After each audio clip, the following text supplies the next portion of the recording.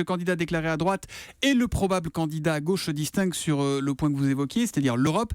Et cette fois-ci, je me tourne vers vous, Antonin André. Vous vous demandez pourquoi François Hollande s'évertue à parler d'Europe pour ne rien dire. Il était hier en Italie avec Angela Merkel et Matteo Renzi pour préparer un sommet extraordinaire en Slovaquie.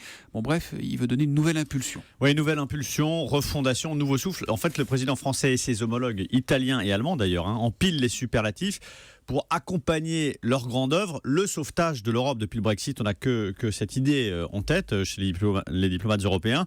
Il y a la crise des migrants, il y a le Brexit, il y a la montée des populismes.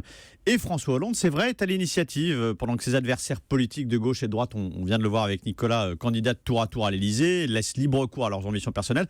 Lui, prend de la hauteur. Réunion des dirigeants sociaux-démocrates européens jeudi à la Celle Saint-Cloud. Rencontre avec Angela Merkel à Évian la semaine prochaine. Sommet des pays du sud de l'Europe. Et c'est vrai que les enjeux sont lourds, pas seulement en termes de sécurité, mais également sur le plan économique. Que veulent les Français et les Européens? De l'emploi, de la croissance durable.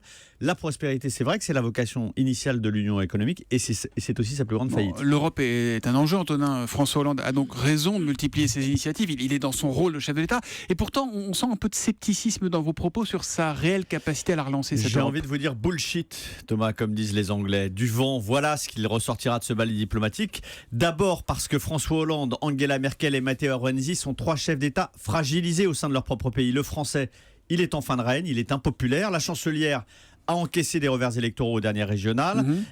Pareil pour Matteo Renzi en Italie, où les populistes du mouvement 5 étoiles ont décroché Rome et Turin au municipal.